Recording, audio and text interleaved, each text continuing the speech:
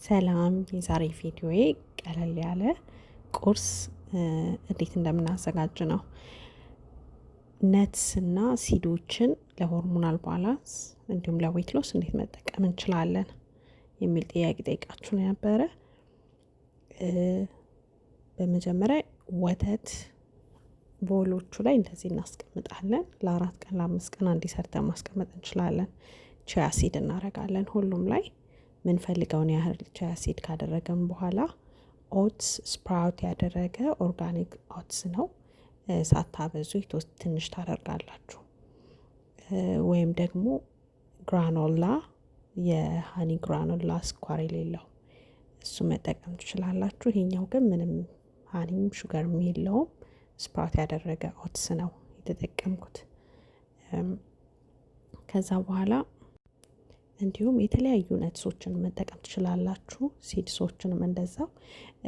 እዚህ ጋር ደግሞ ፐምኪን ሲድ ነው። ፐምኪን ሲድን በዚህ መልኩ መጠቀም ትችላላችሁ። ሰላጣ ላይ መጠቀም ትችላላችሁ። ከዳቦ ጋር ከፓንኬክ ጋር ፈጭታችሁ መጋገር ትችላላችሁ። ከፐምኪን ሲዱ በኋላ ደግሞ ሄምፕ ሲድ ነው ያደረኩት። ሄምፕ ሲድ በውስጡ በጣም ብዙ ነገር አለው። ፕሮቲን አለው፣ ኦሜጋ 3 አለው። እዚህ ውስጥ የከተትናቸው ሁሉም ብዙ ኒውትሪየንት ነው ያላቸው። ከዛ ከሄምፕ ሲዱ በኋላ ደግሞ አልመንድ ዱቄት አለኝ። እሱን የምጠቀመው ግን አልመንድ ነትሱም ካላችሁ ራሱ ያልተፈጨው እሱን ደግሞ ማድረግ ትችላላችሁ ከላይ ማለት ነው።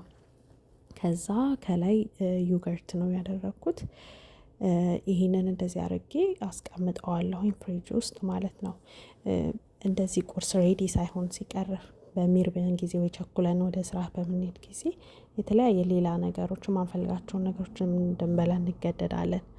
ግን ሬዲ አድርገን ካስቀመጥነው ጠዋት ላይ ቸኩለን ይዘነው እንኳን መውጣት እንችላለን ማለት ነው። እና ቤት ውስጥ ያላችሁን ኤኒ ፍሩት መጠቀም ትችላላችሁ። እንደዚህ ብሉቤሪ፣ ስትሮቤሪ ማንኛውም ማለት ነው። ወይ ፍሮዝን ፍሬሽ መሆን ይችላል። እና እንደዚህ ሬዲ አድርጋችሁ መጠቀም ትችላላችሁ። ዋናው በዚህ ቪዲዮ ነትሶቹና ሲዲዎቹን እንዴት ነው መጠቀም እንችለው ላላችሁት ነው ማለት ነው። በዚህ መልኩ ባለፈው በሰላጣ ሰርቻ ሳይቻችኋለሁ። ይሄ ደግሞ በሴሪያል ላይ አድርጋችሁ ከእርጎና ወተት ጋር አድርጋችሁ